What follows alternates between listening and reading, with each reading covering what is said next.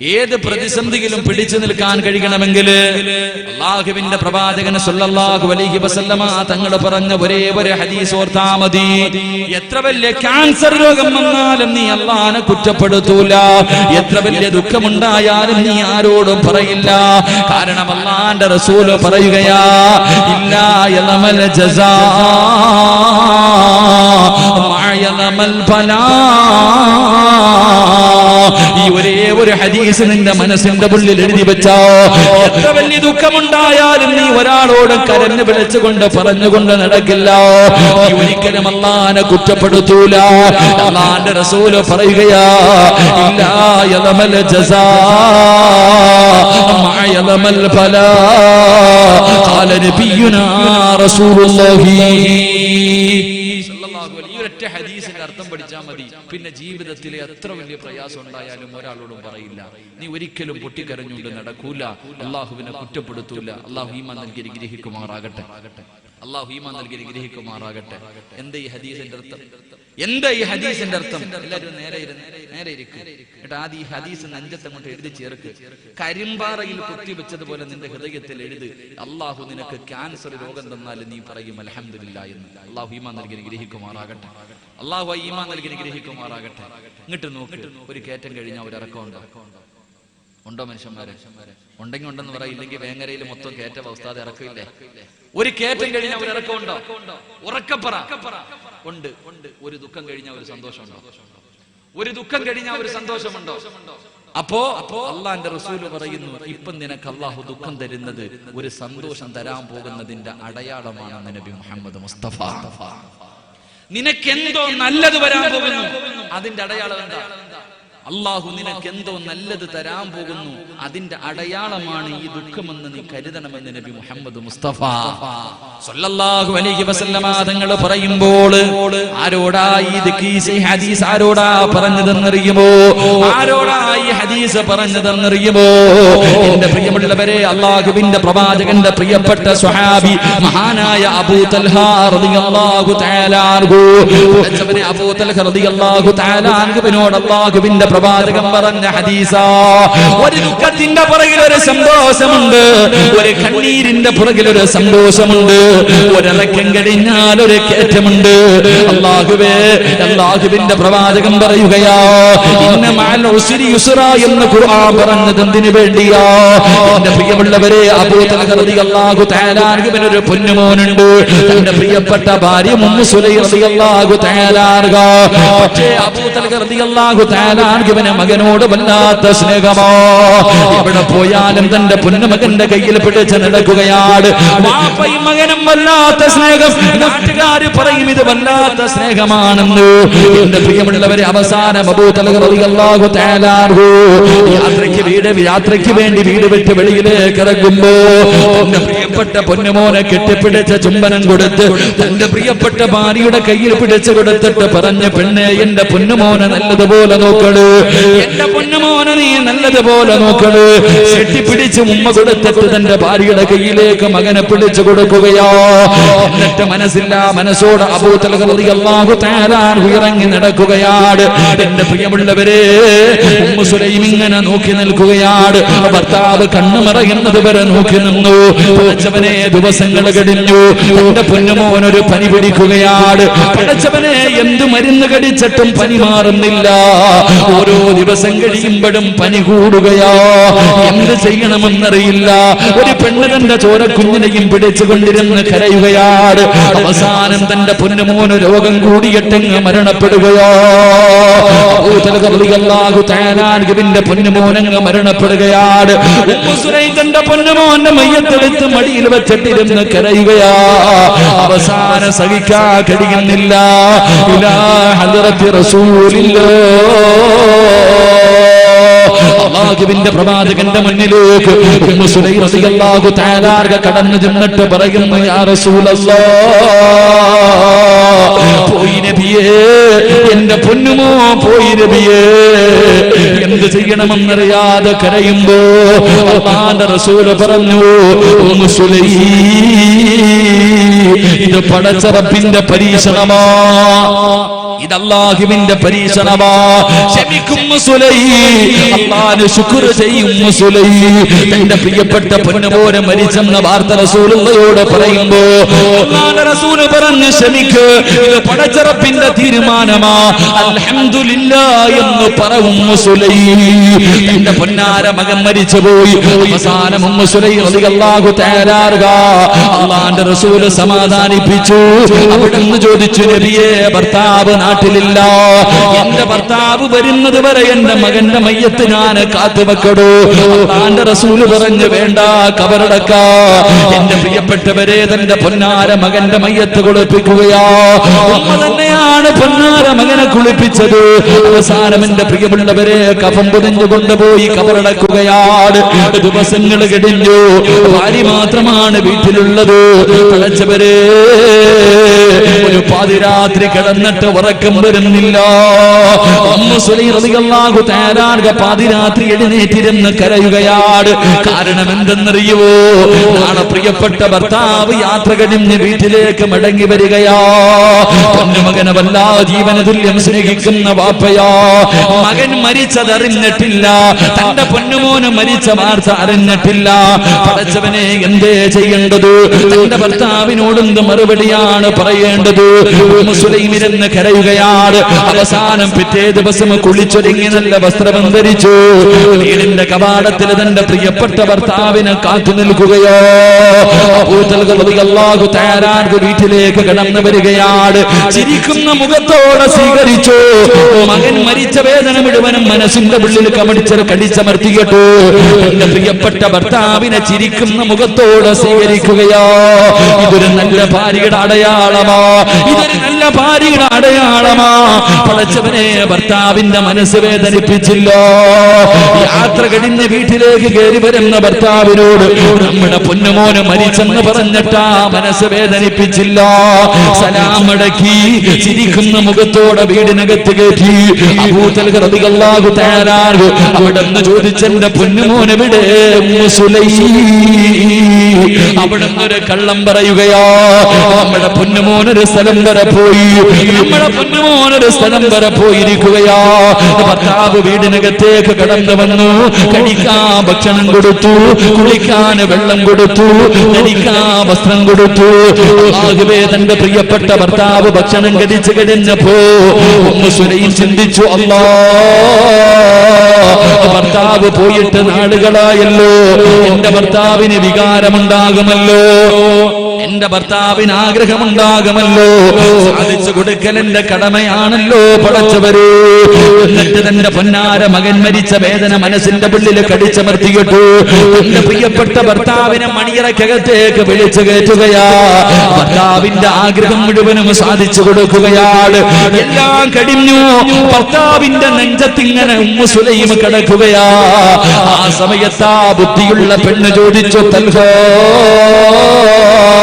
ഒരു മനുഷ്യൻ അമാനത്തായി ഒരു വസ്തു നൽകി, ഒരാൾ അമാനത്തായിട്ടൊരു വസ്തു നൽകി, അത് തിരിച്ചു ചോദിക്കുമ്പോ കൊടുക്കണോ തൽഹ? അബൂ തൽഹ പറഞ്ഞു, പെണ്ണ്, അത് കൊടുക്കൽ നമ്മുടെ മേൽ നിർബന്ധമാണല്ലോ, അമാനത്തായി തന്നതാണല്ലോ. പറയേണ്ട താമസം ഉമ്മു സുലൈം അങ്ങ് കരയാൻ തുടങ്ങി. അതുവരെ കടിച്ചമർത്തിയ വേദനകൾ മുഴുവനും തന്റെ പ്രിയപ്പെട്ട ഭർത്താവിന്റെ നെഞ്ചത്ത് കിടന്നിട്ട് പൊട്ടിക്കരയുകയാ. ആ ഭാര്യയുടെ കണ്ണ് നിറയുന്നത് കണ്ടപ്പോ ഉമ്മു സുലൈമിനോട് ചോദിക്കുന്നു, പെണ്ണ്, നീ എന്തിനാ കരയുന്നത്? എന്തിനാ പെണ്ണ് കരയുന്നത്? അവിടെന്ന് പറഞ്ഞു, തൽഹ, നമ്മുടെ പൊന്നുമോനങ്ങ് പോയി തൽഹ. അല്ലാഹു അമാനത്തായി തന്ന നമ്മുടെ പൊന്നുമോന് അല്ലാഹു വന്ന് തിരിച്ചു വിളിച്ചു തൽഹ. റളിയല്ലാഹു തആല തളർന്നു പോവുകയാ. ഇടിത്തി വീഴുന്നത് പോലെയാണ് ആ വാർത്ത കേട്ടത്. കാരണം തന്റെ പൊന്നുമോന് മരിച്ചുപോയെന്ന് കേൾക്കുമ്പോ ഏത് വാപ്പയ്ക്കാ താങ്ങാൻ കഴിയാ. അവസാനം അവിടെ കിടന്ന് പൊട്ടിക്കരയുകയാ. ഏറ്റവും വലിയ വേദന എന്തെന്നറിയുവോ? അല്ലാഹുവേ, യാത്ര കഴിഞ്ഞ് വീട്ടിലേക്ക് വന്നപ്പോ എന്റെ ഭാര്യ എന്നോട് പറഞ്ഞില്ലല്ലോ. അവസാനം സഹിക്കാൻ കഴിയാതെ ഇലാ ഹദ്റത്തി റസൂലില്ലാഹ്, അല്ലാഹുവിന്റെ റസൂലിന്റെ മുന്നിലേക്ക് ചെന്നിട്ട്, യാ റസൂലല്ലാഹ്, ഉമ്മു സുലൈമിനെ എനിക്ക് വേണ്ട നബിയേ, ഉമ്മു സുലൈമിനെ എനിക്ക് വേണ്ട നബിയേ, അവളെന്നെ ചതിച്ചു നബിയേ, അവളെന്നെ വഞ്ചിച്ചു നബിയേ. അല്ലാഹുവിന്റെ റസൂൽ ചോദിച്ചു, എന്തേ തൽഹ? അവിടെന്ന് പറഞ്ഞു, നബിയേ, ഞാൻ എന്റെ മകൻ മരിച്ച വാർത്ത ഇവളെന്നോട് മറച്ചു വെച്ചു നബിയേ. എനിക്ക് ഇവള് ഭക്ഷണം തന്നു നബിയേ, ഇവളെന്റെ കൂടെ കിടപ്പറ പങ്കിട്ടു നബിയേ. അല്ലാഹുവിന്റെ റസൂൽ പറഞ്ഞു, തൽഹ, ഇതുപോലെ ഒരു ഭാര്യ അല്ലാഹു നിനക്ക് നൽകിയല്ലോ, ഇതുപോലെ ഒരു പെണ്ണിനെ തന്നില്ലോ. അബൂ തൽഹ, ഏത് ഉമ്മയ്ക്കാ തന്റെ പൊന്നാര മക്കളെ മരിച്ചാ താങ്ങാൻ കഴിയോ? അവളെല്ലാം ഒറ്റയ്ക്ക് മറച്ചു വെച്ചല്ലോ. നീ അങ്ങ് പോയി, അവൾ ഒറ്റയ്ക്കായിരുന്നല്ലോ, സമാധാനിപ്പിക്കാൻ പോലും ആരുമില്ലായിരുന്നല്ലോ. എല്ലാം അവള് കടിച്ചമർത്തിയില്ലോ. എന്നിട്ട് യാത്ര കഴിഞ്ഞ വീട്ടിലേക്ക് വന്ന് നിന്നോട് പറഞ്ഞിട്ട് അവള് നിന്റെ മനസ്സ് വേദനിപ്പിച്ചില്ലല്ലോ. നിനക്ക് അവള് ഭക്ഷണം തന്നില്ലോ, നിന്റെ ആഗ്രഹം സാധിച്ചു തന്നില്ലേ. എന്നിട്ട് അവള് സമാധാനത്തോടുകൂടെയല്ലേ എല്ലാം പറഞ്ഞു തന്നത്. നിനക്ക് ഇതുപോലെ ഒരു നല്ല പെണ്ണിനെ കിട്ടിയില്ലോ. എന്നിട്ട് അല്ലാഹുവിന്റെ റസൂൽ പറയുന്നു, അബൂ തൽഹ, ഇന്നലെ നിങ്ങൾ ബന്ധപ്പെട്ടതിലൂടെ അല്ലാഹു നിനക്കൊരു പൊന്നുമോനെ നൽകും. അബൂ തൽഹ, ഇല്ലാ യളമൽ ജസാ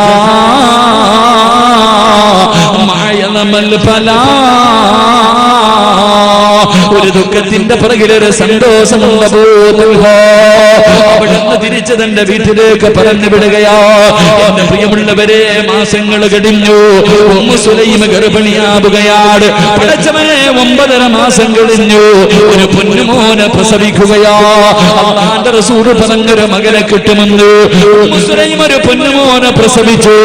കുഞ്ഞിന്റെ ശബ്ദം കേട്ടപ്പോ അവിടുന്ന് വിളിച്ചു പറഞ്ഞു, പെണ്ണ്, എന്റെ കുഞ്ഞിന് പാല് കൊടുക്കല്ലേ, എന്റെ മോന് പാല് കൊടുക്കല്ലേ. ഓടിച്ചപ്പോൾ തന്റെ ചോരക്കുഞ്ഞിനെ വാരികടത്തില്ല. റസൂലിന്റെ മുന്നിലേക്ക് ഓടുകയാണ്. ചോരക്കുഞ്ഞിനെ എടുത്തുകൊണ്ട് പ്രവാചകന്റെ മുന്നിലേക്ക് ചെന്നിട്ട്, യാ റസൂലല്ലാഹ്, അല്ലാഹു എനിക്ക് സന്തോഷം തന്നു നബിയേ, എനിക്ക് സമ്മാനം തന്നു നബിയേ. പ്രവാചകന്റെ കയ്യിലേക്ക് വെച്ച് കൊടുക്കുകയാ. അല്ലാഹുവിന്റെ റസൂൽ തന്നെ ബാങ്ക് കൊടുത്തു, ഇഖാമത്ത് കൊടുത്തു, അതിരം കൊടുത്തു, അബ്ദുല്ലാഹ് എന്ന പേരിട്ടു. എത്ര വലിയ ഭാഗ്യമാണ്, എത്ര വലിയ ഭാഗ്യമാ. അല്ലാഹുവിന്റെ റസൂൽ അബ്ദുല്ലാഹ് എന്ന പേരിടുകയാ. എന്റെ പ്രിയമുള്ളവരെ, ഈ പൊന്നുമകൻ ആരായെന്നറിയോ? അവിടുന്ന് വളരുകയാ. അല്ലാഹുവിന്റെ ഖുർആൻ മുഴുവനും കാണാതെ പഠിക്കുകയാണ്.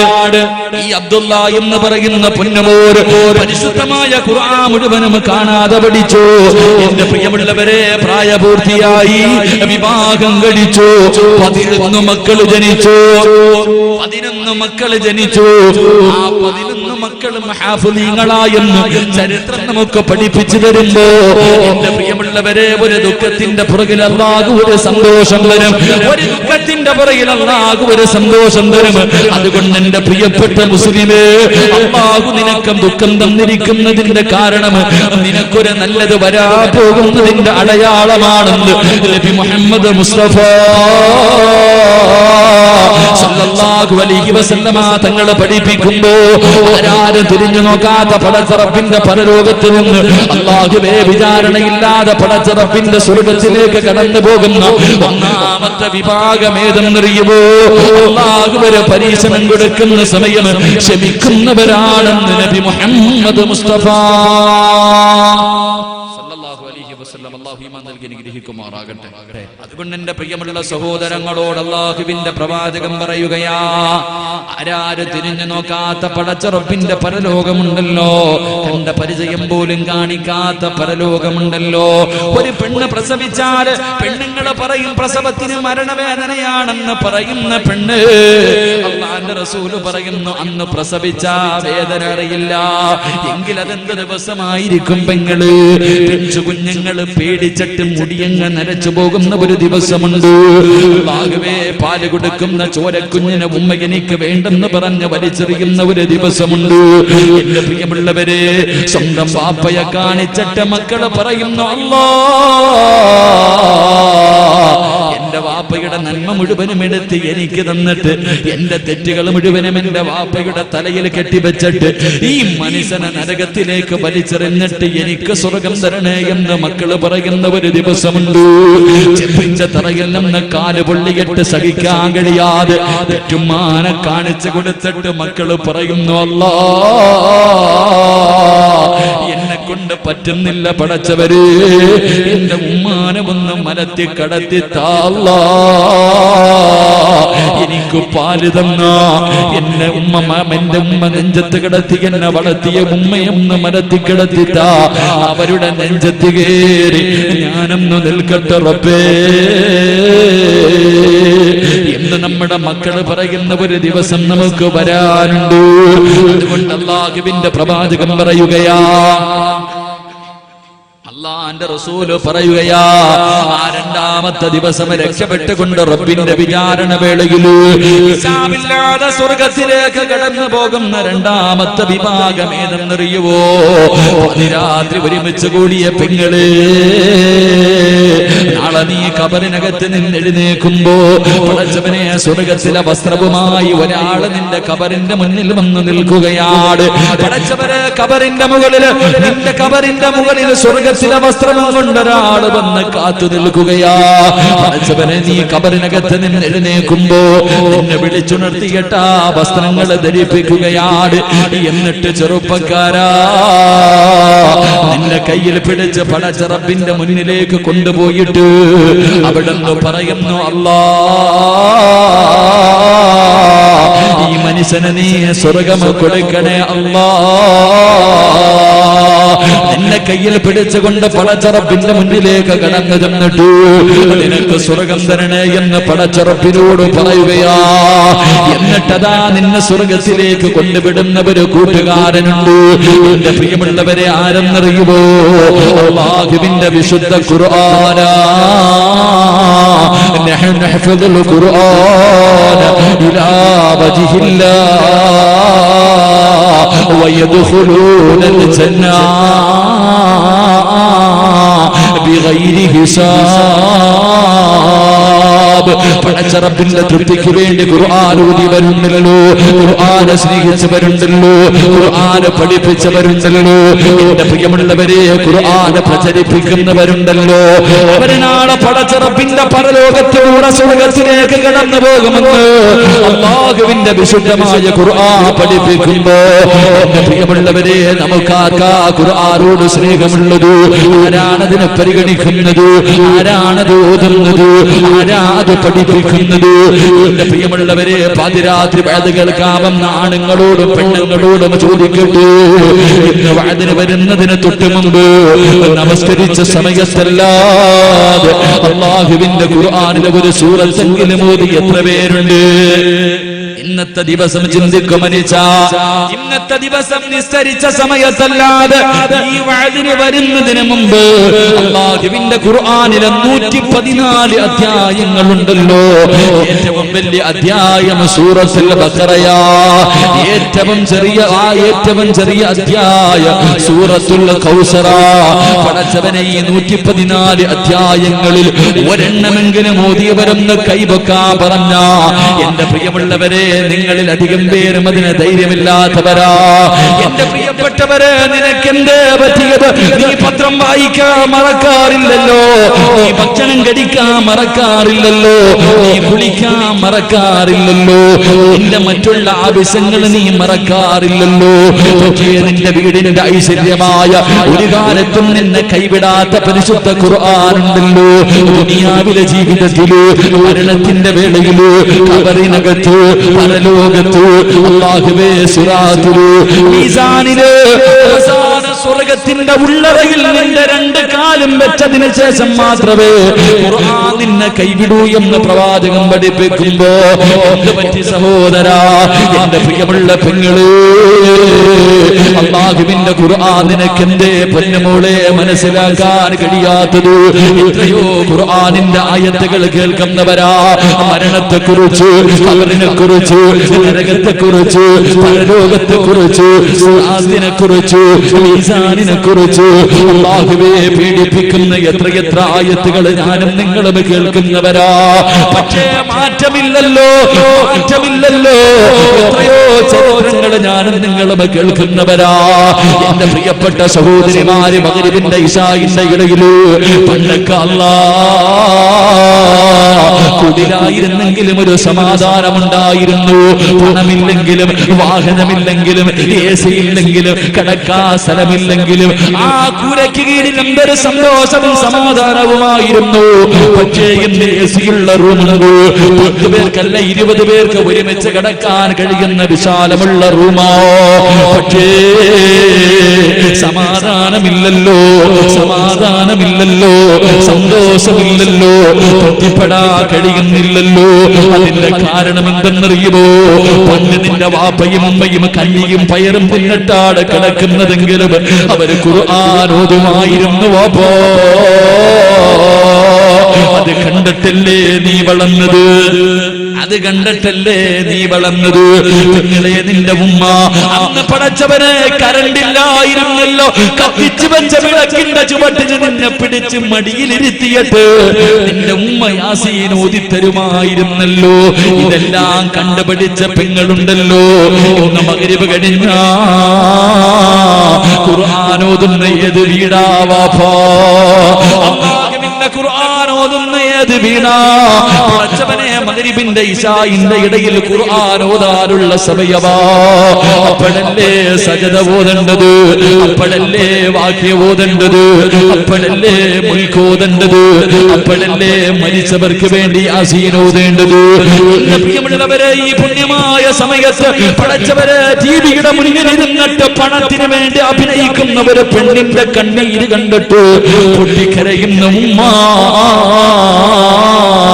എന്ത് പറ്റിയുമ്മ? നിന്റെ ഈമാൻ നീ എവിടെ കൊണ്ട് പണയം വെച്ചു? എന്റെ പ്രിയമുള്ള ചെറുപ്പക്കാരാ, നിന്റെ ഭാര്യയോട് പറയണപ്പെടാ. ഒരിക്കലെങ്കിലും ഒരു ദിവസത്തിൽ എപ്പോഴെങ്കിലും നിന്റെ പ്രിയപ്പെട്ട ഭാര്യയോട് പറയണം, പെണ്ണ് ഒരു സൂറത്തെങ്കിലും നിന്റെ നാവ് കൊണ്ടൊന്ന് ഓതുമോളെ. ബഖറ മുതൽ നാസ് വരെ 114 അധ്യായങ്ങളിൽ ഒരു ചെറിയ സൂറത്തെങ്കിലും നിന്റെ നാവ് കൊണ്ടും ഓതു പെണ്ണ്. കേൾക്കാനുള്ള കൊതി കണ്ട പൊന്നുമോള് ഭർത്താവ് ഭാര്യയോട് പറയണം ഒരു സൂറത്തെങ്കിലും ഓതാൻ. പടച്ചവനെ ഭാര്യ ഭർത്താവിനോട് പറയണമിക്കാ, ഒരു സൂറത്തെങ്കിലും നിങ്ങൾ ഓതുക്കോ. അത് കേൾക്കാനുള്ള കൊതി കണ്ടോ? എന്റെ പ്രിയമുള്ളവരെ, ജീവിതമെന്ന് പറഞ്ഞാലതാ പടച്ചവനെ ഇന്നത്തെ ദിവസത്തിന്റെ പ്രത്യേകത അറിയുമോ? രാവിലെ വീട്ടിൽ നിന്ന് പടച്ചവനെ ഇന്നലെ രാത്രി 17 മണിക്ക് യാത്ര കഴിഞ്ഞ് വീട്ടിലേക്ക് കടന്നു ചെന്നു.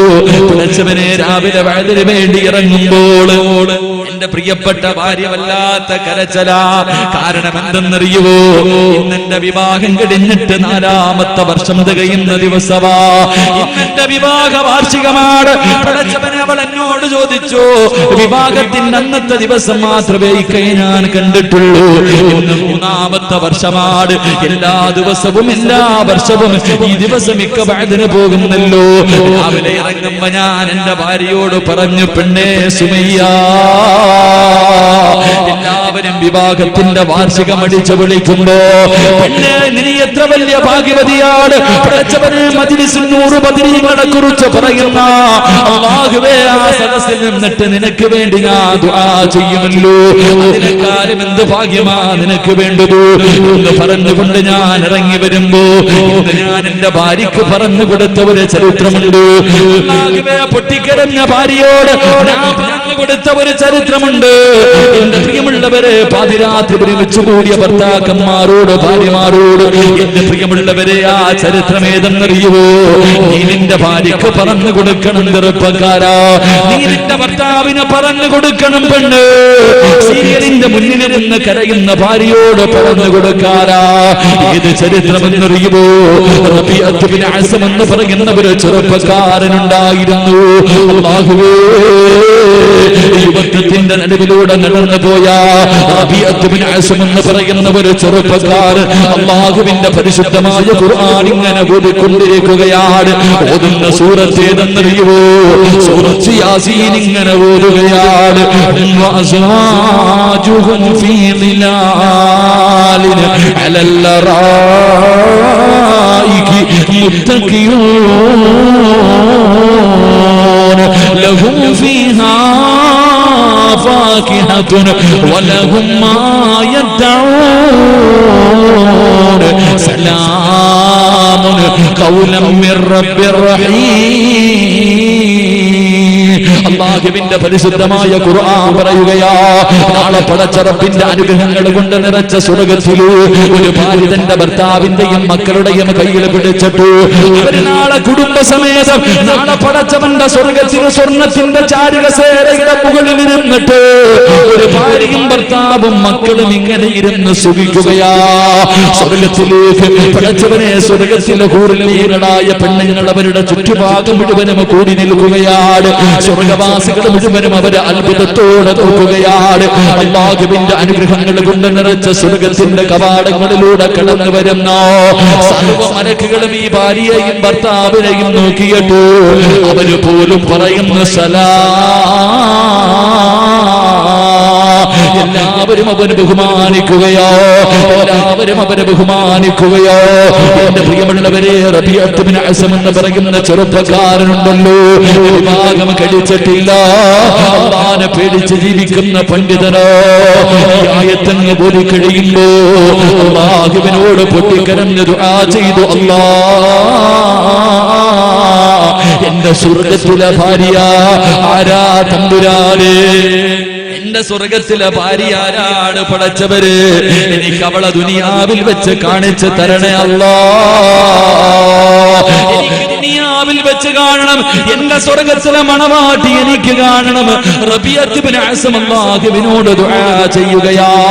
എന്റെ പ്രിയമുള്ള ചെറുപ്പക്കാരാ, അന്ന് പാതിരാത്രി തഹജ്ജുദ് നിസ്കാരം കഴിഞ്ഞ് കിടന്നുറങ്ങുമ്പോ അല്ലാഹു കാണിച്ചു കൊടുക്കുകയാ, തന്റെ സ്വർഗത്തിലെ മണവാട്ടിയെ കാണിച്ചു കൊടുക്കുകയാ. ആരെയാ കാണിച്ചു കൊടുത്തതെന്നറിയുമോ? മൈമൂനത്തുൽ മിസ്രിയ.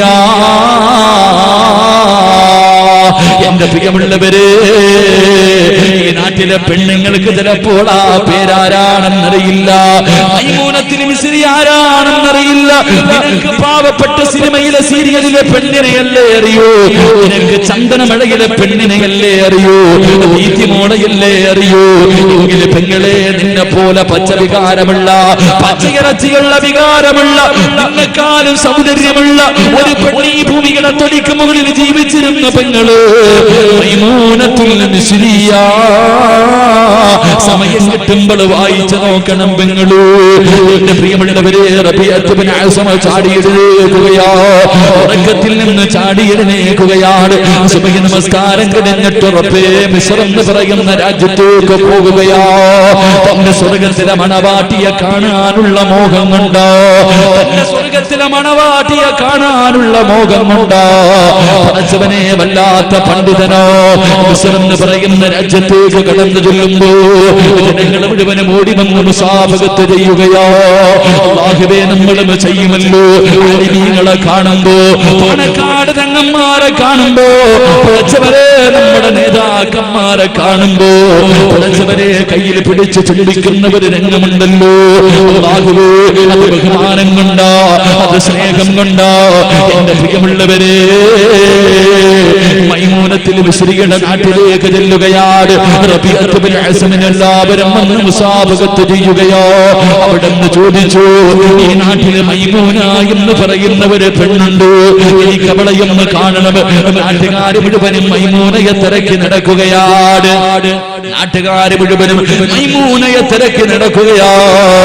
അവസാനം വന്നിട്ട് പറഞ്ഞു, തങ്ങള് ഈ നാട്ടില് 3 മൈമൂനമാരുണ്ട്, പക്ഷേ നിങ്ങൾ തിരയുന്നവരല്ല, അവർക്ക് അതിനുള്ള അവകാശമില്ല, അവര് മോശമായ ജീവിതം നയിക്കുന്നവരാ. റബിയ പറഞ്ഞു, അല്ല, മൈമൂന എന്ന പേരുള്ള ഒരു പെണ്ണി നാട്ടിലുണ്ട്. ആ സമയത്തൊരു മനുഷ്യൻ പറഞ്ഞു, തങ്ങള് ഒരു മൈമൂന എന്ന് പേരുള്ള ഒരു ഭ്രാന്തി പെണ്ണുണ്ട് തങ്ങള്. അവൾക്ക് ഭ്രാന്താതങ്ങള്. രാത്രി ഞങ്ങൾ മുഴുവനും ഉറങ്ങി കഴിയുമ്പോ നിങ്ങളുടെ വീടിന്റെ മുന്നിൽ വന്ന് പാട്ട് പാടുന്നവളാ തങ്ങള്. നിങ്ങളുടെ ഉറക്കം കെടുത്തുന്നവളാ തങ്ങള്. റബിയ പറഞ്ഞു എങ്കിലും ഞാൻ കരയുന്ന പെണ്ണവളോ. റബിയത്ത് ബിൻ അസം ചോദിച്ചവളുടെ വീട് എവിടെയാണ്? തങ്ങളെ അവക്ക് വീടില്ല, അവൾ പർവ്വതത്തിന്റെ മുകളിലാണ്. റബിയത്ത് ബിൻ അസം അതാ നടന്നു പോവുകയാണ്. പർവ്വതത്തിന്റെ മുകൾ തട്ടിലേക്ക് കടന്നു ചെല്ലുമ്പോൾ തന്റെ സ്വർഗത്തിലെ മണവാട്ടി നമസ്കാരത്തിലോ, തന്റെ സ്വർഗത്തിലെ മണവാട്ടി നമസ്കാരത്തിലോ. അവസാനം എന്റെ പ്രിയമുള്ളവരെ നമസ്കാരം കഴിഞ്ഞു. റബിയത്ത് ബിൻ അസം പറഞ്ഞു അസ്സലാമു അലൈക യാ മൈമൂന. അവിടുന്ന് സലാം പറയുകയാ. മൈമൂന തിരിച്ചു പറഞ്ഞു വഅലൈക്കുമുസ്സലാം റബിയ.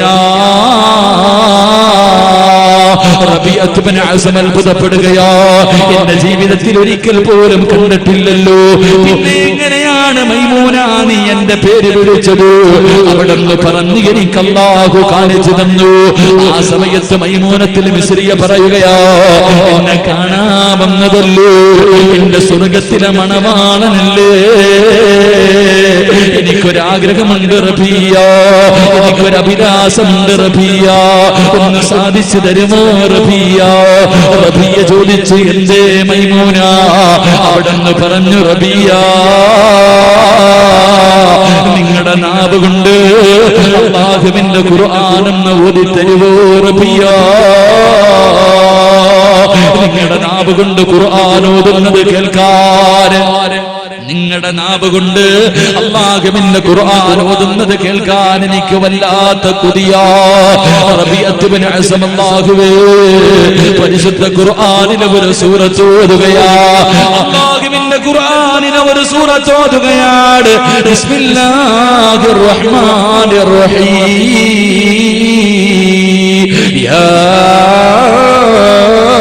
أيها المزمل قم الليل إلا قليلا نصفه أو انقص منه قليلا أو زد عليه ورتل القرآن ترتيلا إنا سنلقي عليك قولا ثقيلا. മൈമൂന ഇങ്ങനെ കേട്ടുകൊണ്ടിരിക്കുകയാണ്. ആ മനോഹരമായ ശബ്ദം അല്ലാഹുവിന്റെ ഖുർആൻ ഓതുന്നത് മൈമൂനത്തിൽ മിസ്രി ഇങ്ങനെ കേട്ടുകൊണ്ടിരിക്കുകയാ. റബിയ ഓതുകയാണ്. ഓതി ഓതി അവസാനം ഇന്ന ലദൈനാ അൻകാലം വജഹീമാ. ഈ ആയത്തങ്ങ് ഓതേണ്ട താമസമുണ്ടല്ലോ. മൈമൂനയുടെ കൈകാല് വിറയ്ക്കുകയാണ്, കണ്ണ് നിറഞ്ഞൊഴുകുകയാണ്, ശരീരം മുഴുവനും വിയർക്കുകയാണ്. അവിടുന്ന് വിളിക്കുന്നു റബിയ. ആയത്തൊന്നുകൂടെ ഓതുവോ, ആയത്തൊന്നുകൂടെ ഓതുവോ? നിങ്ങളുടെ നാവ് കൊണ്ട് ഓത് റബിയ. എന്റെ അഭിലാഷമാ റബിയ, എനിക്കതൊന്നുകൂടെ കേൾക്കണം റബിയ. എന്റെ സ്വർഗത്തിലെ മണവാളനല്ലോ, ഒന്നുകൂടെ ആയത്തോതുമോ? റബിയത്ത് ബിൻ അസം ഓതുകയാണ്. ഇന്ന ലദൈനാ അൻകാലം വജഹീമാ വതഅമൻ ദാ ഉസ്സതി വഅദാബൻ അലീമാ. ഈ ആയത്തങ്ങ് ബോധേണ്ട താമസമുണ്ടല്ലോ. നരകത്തിന്റെ കുളത്തുകളെ കുറിച്ച്, ജനങ്ങളെ കുറിച്ച്, നരകവാസികളെ വലിച്ചടച്ചുകൊണ്ട് വരും നരകത്തെ കുറിച്ചു പറയുന്ന ഖുർആനിലെ ഈ ആയത്തങ്ങ് ബോധേണ്ട താമസം മൈമൂനത്തിൽ മിസ്രിയ തറയിലേക്ക് വീഴുകയോ, കൈകാലുകൾ പിടയുകയാണ്. പിടച്ചവര് റബിയ ഓടിച്ചെന്നിട്ട് വിളിക്കുന്നു മൈമൂന. ആ സമയത്ത് മൈമൂനത്തിൽ മിസ്രിയ പറയുന്നു അസ്സലാമു അലൈക യാ റബിയ. സലാം പറഞ്ഞു നാളെ സ്വർഗത്തിൽ വെച്ച് കാണാമെന്ന് പറഞ്ഞു. അല്ലാഹുവിന്റെ ഖുർആനിലെ ഒരു ആയത്ത് കേട്ടപ്പോ നെഞ്ചു പൊട്ടികെട്ടും മരിച്ചു പോയെന്ന് ചരിത്രം പഠിപ്പിക്കുമ്പോ എങ്ങനെ ഒരുമിച്ച് കൂടിയ പെണ്ണുകള് നീ എത്രയോ ഖുർആനിന്റെ ആയത്തുകൾ കേൾക്കുന്നവരോ സീരിയലിന്റെ മുന്നിലിരുന്ന് കരഞ്ഞ് കരഞ്ഞ് കരഞ്ഞ് നിന്റെ ജീവിതവും നിന്റെ ആഖിറത്തും നിന്റെ ദുനിയാവും നിന്റെ ആഖിറവും എന്തിനാ ഉമ്മ ഈ വയസ്സാം കാലത്ത് പോലും നീ നശിപ്പിച്ചു കളയുന്നത്? ഇത്രയും കൊല്ലം നീ അല്ലാഹനെ പേടിച്ച് ജീവിച്ചില്ലേ? ഈ അവസാനം തീരാൻ പോകുന്ന സമയത്തല്ലേ നീ നിന്റെ അന്ത്യം അവസാനം നശിപ്പിക്കാൻ പരിശ്രമിക്കുന്നത്? എന്റെ പ്രിയപ്പെട്ട ബാബാ, 40 കൊല്ലം നീ നിസ്കരിച്ചവനല്ലേ, അല്ലാഹനെ പേടിച്ച് ജീവിച്ചവനല്ലേ, ഖുർആനും ഓതിയവനല്ലേ? അവസാന കാലം എന്തിനാ എല്ലാരും ആഖിറത്ത് നന്നാകാൻ ആഗ്രഹിക്കുമ്പോ, എല്ലാരും അവസാനം നന്നാക്കാൻ ആഗ്രഹിക്കുമ്പോ നീ എന്തേ തിരിച്ചു ചിന്തിക്കുന്നത്? എല്ലാവരുടെയും ആഗ്രഹം മരിക്കുന്ന സമയത്ത് ലാ ഇലാഹ ഇല്ലല്ലാഹ് എന്ന് പറഞ്ഞു മരിക്കാനല്ലേ. നീ എന്തേ തിരിച്ചു ചിന്തിക്കുന്നത്? അതുകൊണ്ട് എന്റെ പ്രിയമുള്ളവരോട് അല്ലാഹുവിന്റെ ഖുർആൻ നിനക്കൊന്ന് നെഞ്ചോട് ചേർക്കാൻ കഴിയുമോ? ഖുർആൻ ഓതിയിട്ട് കരയാൻ കഴിയുമോ? അല്ലാഹുവിന്റെ റസൂല് പറയുകയാ, ഖുർആനിലെ ഒരു 6 വരിയുള്ള സൂറത്ത് ഞാൻ പറഞ്ഞു തരാം. അല്ലാഹുവിന്റെ വിശുദ്ധമായ ഖുർആനിലെ 6 വരിയുള്ള ഒരു സൂറത്ത് ഞാൻ പറഞ്ഞു തരാം. ഓതാൻ കഴിയുമോ? ഓതാൻ കഴിയുമോ? അല്ലാഹുവിന്റെ റസൂല് പറയുന്നു, സഹാബാ ഈ സൂറത്ത് ഓതുന്ന സമയം കരയട്, ഈ സൂറത്ത് ഓതുന്ന സമയം കരയട്. കരച്ചൽ വരുന്നില്ലെങ്കിൽ കരയുന്നവനെ പോലെ അഭിനയിക്കണേ എന്ന് നബി മുഹമ്മദ് മുസ്തഫ. അതുകൊണ്ട് പാതിരാത്രി ഒരുമിച്ച് കൂടിയവരോട് നിന്റെ അന്ത്യം നന്നാക്കടൂ, നിന്റെ അവസാനം നന്നാക്കടൂ, നിന്റെ അവസാന യാത്ര നന്നാക്കടൂ. എന്റെ പ്രിയമുള്ളവര്, ഈ സൂറത്ത് ഓതണേ എന്ന് നബി മുഹമ്മദ് മുസ്തഫ.